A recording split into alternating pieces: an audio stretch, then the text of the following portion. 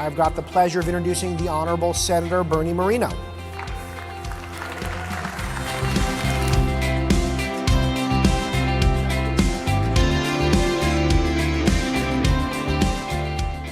All right, so it's a very Ohio-themed day, Senator. Ohio Day. And you go back a ways with the Vice President. You guys have been allies. I mean, does anyone go back very far with the Vice President? He's a pretty young guy.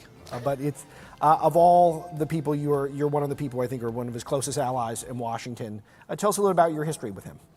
So I met JD back in 2017. He had just obviously started his book tour, came to Cleveland. The person who was kind of helping him out, kind of navigating things, is somebody who I knew.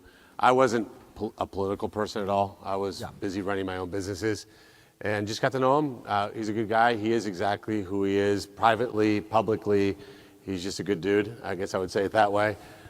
Funny enough, we ended up running against each other for Senate. I remind him often, I launched first and then he launched second. But he got President Trump's endorsement, and it made more sense to drop back from that race. I supported him like crazy.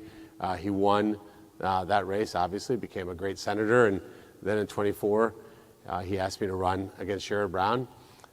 The odds seemed pretty good. I actually had a 1% chance of winning when I launched my campaign. Yeah. So, but we won that race. But you broke the myth that you could have a Democrat populist in your race. And this was, Sherrod Brown was the last holdout. You give a real Democrat who understands normal heartland Americans.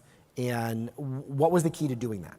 Well, I shockingly analogize it to cars. He's kind of like faux leather, right? So it's not real. Leather? It's leather. Yeah. He was a populist only in the sense that he said things that sounded populist. But then if you actually looked at his votes, the issues that he advocated for, he was a hardcore far-left liberal. And we exposed that. And that I do think, for the political people in the audience, I think that is the key. Just remind people they all vote the same. So they might talk nice and they might wear a shabby suit, but they're all fake, like the other Bernie in the Senate. So I like the Bernie versus Bernie battle. So we've all picked sides here, but you've got some mileage out of this. It's kind of a running joke that there are two Bernies. The good one and the bad one. Yeah, right. So look, on Sherrod Brown. He's got more houses though. You were successful. That's true. That's true. He has done a great job of making the $175,000 go far. Yeah. But look, with Sherrod, even the whole shtick was fake. Right. He was born from a very wealthy family. He went to Yale, and then all of a sudden he puts on blue jeans and some sort of raggedy shirt. Yeah. I think his voice may even be fake. I don't know. And then pretends he's like this working class guy. He used to say on the campaign trail, I went to high school with the sons of carpenters and bricklayers and auto workers. Yeah, those are the kids that beat you up. Yeah. So you mentioned an interesting thing, that you ran against Vice President Vance and he won, and then you made friends with him again. Well, we were never not friends. Actually, we spent a lot of time on the campaign trail together. This is exactly where I'm going. We're in a movement now where it's just feeling there's some fissures in MAGA right now. And I've been around long. I don't look like I have, but I have 17 years in journalism. I've seen a lot of cycles, and I think we're going to come back together, but it feels a little off now, and relative to where I thought we'd be a year ago. You guys are both unifiers on the right. Talk to us about maybe using the micro example of you and JD, and then perhaps how we can apply that to the broader movement. Yeah, look, when you're in business, JD and I both were in, you got to figure out what are the commonalities, focus on those, and build from those commonalities. Don't hyper-focus on maybe the one or two things that you disagree on. And I think right now the MAGA movement is very clear. This is mostly about common sense. It's about putting America first. It's making certain that we have opportunities for young people to live what I believe the American dream is, and I think we can unite around that. And I look at, what does that mean? It doesn't mean that you started Facebook in your basement and became a billionaire. I think most Americans don't think that's going to be them.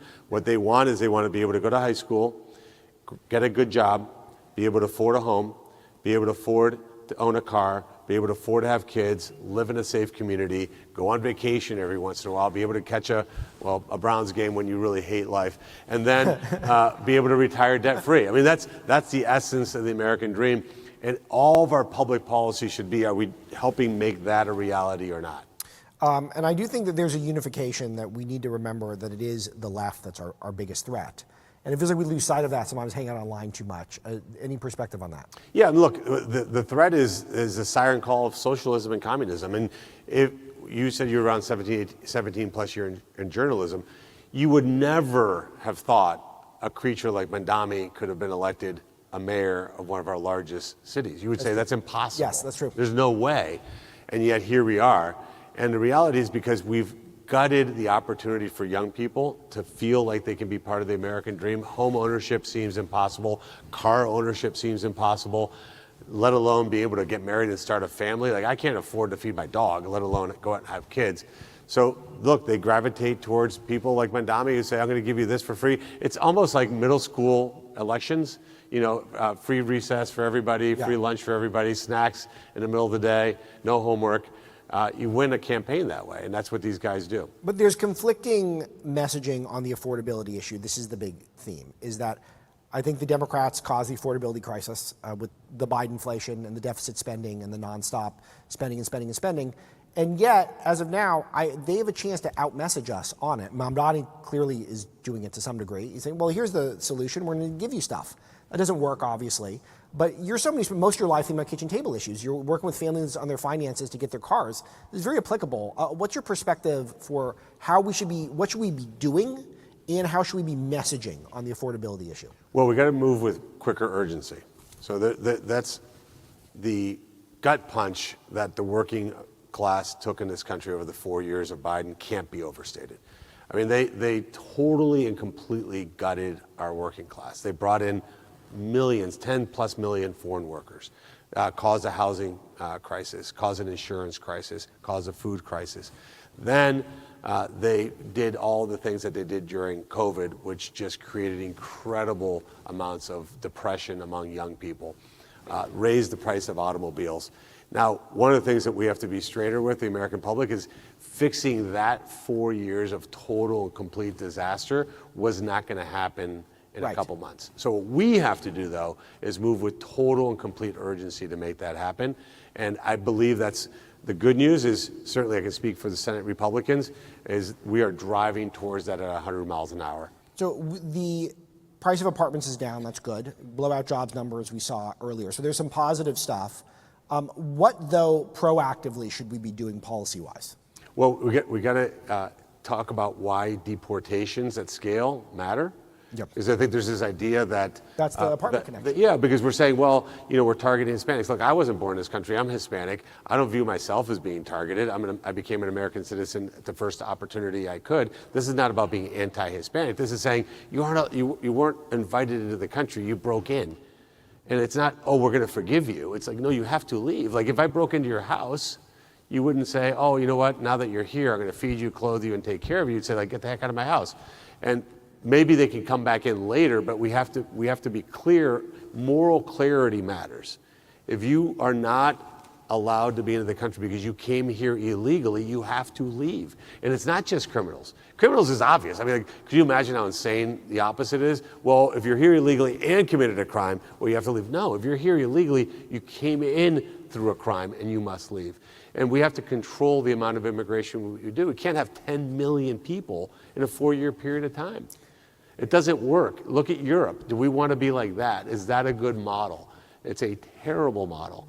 And we have to control that. And by the way, the price of entry has got to be assimilation. I view myself as an American. Yes. I don't view myself as Colombian. That's where I was born. But I made a choice, a conscious choice to become a U.S. citizen. That means learning the language, learning our culture, learning our history, and appreciating that.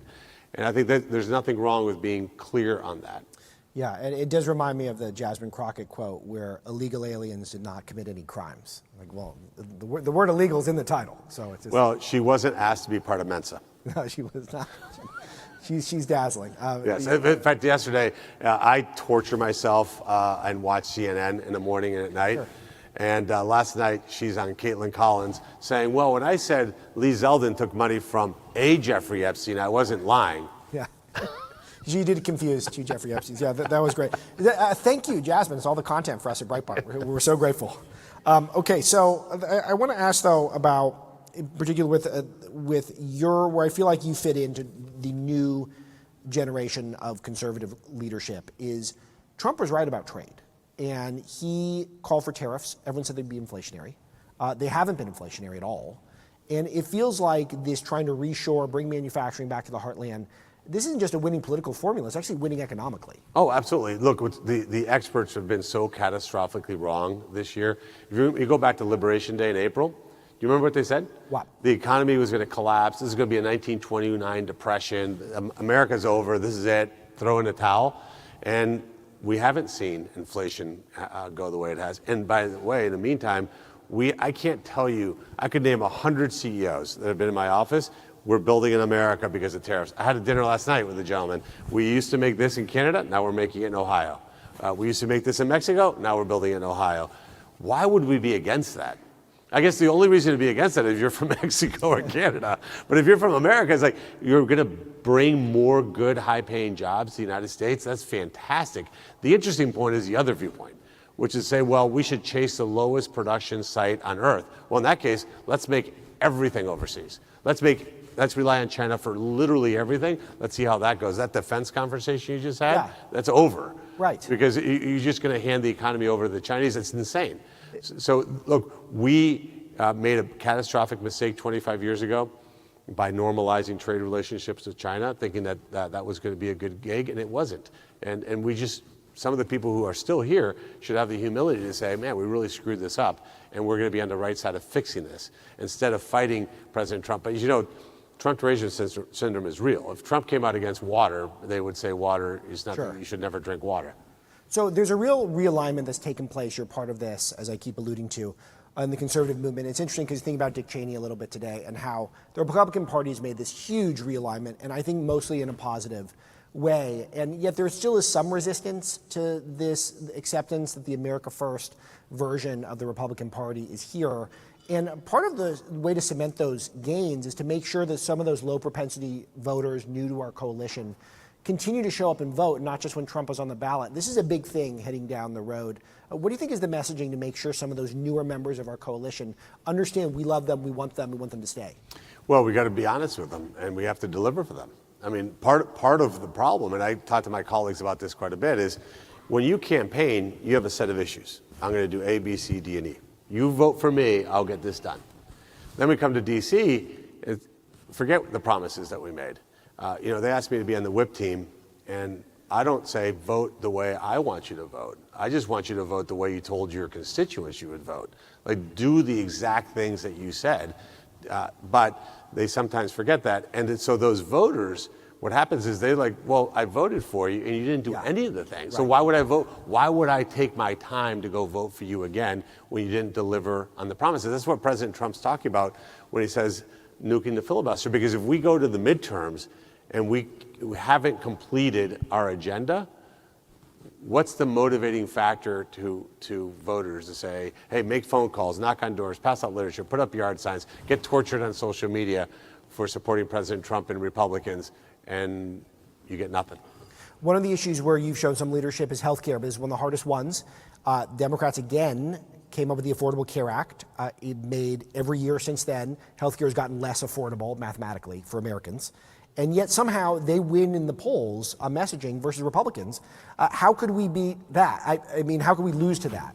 What do we need to do? Well, they do have a Breitbart aside and a few others. They have a massive megaphone called the mainstream media, right? So Democrats lie with impunity. It's actually pretty shocking to watch. The vice president calls it the fake news, by the way. Well, it's unbelievable because I have to. You guys get the clips. I get the full feature-length movie when I preside. So freshman senators have to preside. I call it getting waterboarded. I'm like, oh, because they give us water to drink there, and it's like listening to Chris Murphy for an hour should be combat pay. I mean, the things that he says is so absurd, but the media doesn't fact check him. So what I was able to do during the shutdown, at the end of the shutdown, was Chuck Schumer was on the floor, just spewing nonsense as he does, usually around 10:15 in the morning, and I went out there and just very politely asked him some basic questions.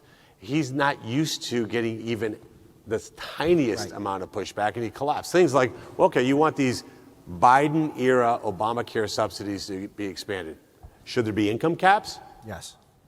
And he was like, we'll negotiate about that later. Wait, so you're saying you want to extend it without income caps? So people making millions of dollars a year should get this. He's like, we'll negotiate about, he couldn't even answer. Then should there be $0 premiums that open the door to fraud? And then most importantly, and the one that I think we really need to nail down on, we're going to send $26 billion a year to insurance companies where they're allowed to keep 20% of that as overhead.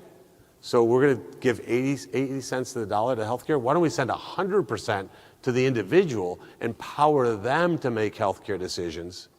Why would you want to send this money to insurance companies? He literally stormed out of the room because he couldn't take the questions. Yeah, they're not used to getting any tough No. questions, which is interesting. So I want to. You mentioned something earlier that is really fun for us at Breitbart because we're one of the few, I think, established outlets that take Latin American issues seriously. We cover it robustly. And you were born in Colombia, correct? Yes. So this administration, Trump administration, the first president in my lifetime for sure that's taken Latin American issues seriously. Why do you think that is, and are you surprised by it? If you are, I'm sure it's pleasantly surprised. No, very pleasantly surprised. What President Trump is doing in Latin America hasn't been done since really Monroe, and you could say a little bit Roosevelt. We need to take our hemisphere seriously. The biggest advantage we have as a nation is we have great real estate.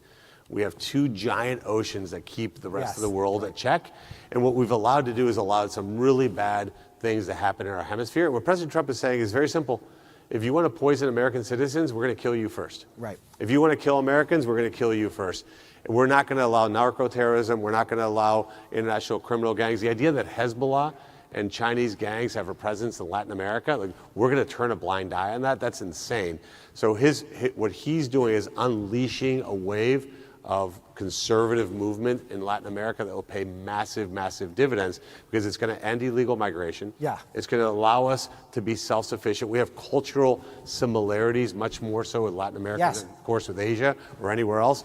So let's take advantage of this hemisphere from the tip of Argentina to the tip of Canada, have this incredible bilateral relationship where America leads and America benefits. Stopping drug flow, standing up to China that's got hegemonic interests in the region, and I think perhaps winning over generations of new voters. I think it's an amazing thing, and I think that way underrated, which brings me to my last question. What do you think is the most underrated thing that's happening right now in Washington or has happened in the first year of Trump's administration, in the first 10 months so far, that you feel like it's not getting the play that it deserves? Look, I have to say the big, beautiful bill, part of it being big is in the name. It's like, what does it actually do? The fact that we not only kept the child tax credit but increased it, that's a big deal for working Americans. The fact that we have these $1,000 Trump accounts, think about this. Yeah. You put $1,000 in that newborn baby, others can match it. Employers, I've encouraged a lot of employers, Charter Communications was one of them that did it. You could have a 28-year-old have $500,000 in that account that they can use. That would be a game changer for middle-class kids. The fact that we kept the standard deduction, no tax on tips, no tax on overtime, no tax on Social Security, the bonus depreciation to encourage investment, that's why our economy's humming. We had 119,000 jobs, despite the Democrats trying to tank our economy. Let's just be crystal clear. The government shutdown was about totally attempting to tank the economy so they could win a political election. That's pretty sick stuff. Because the one thing that we should all be united on is we don't want to hurt people or hurt the American economy, and that's what the Democrats did. Do you think they've had enough hell to pay on the shutdown? No. I feel like that's why they brought up all the Epstein stuff again, clearly, is to change the subject because they got humiliated. Look, in my businesses, we negotiated for a living. To use human suffering of American citizens as leverage in a negotiation is absolutely disgusting. Yes. They did it for 45 days. And for 45 days, they said this is a Republican shutdown because we control the House, the Senate, and the White House, knowing that that's a flat-out lie because you need 60 votes.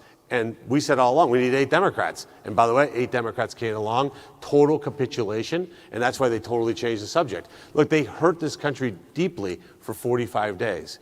And I had an exchange with one of the senators in a commerce meeting. I said, how do you look at your staff, knowing you're the reason they're not getting paid? How do you look at the Capitol Police, knowing you're not getting paid? TSA workers, air traffic controllers.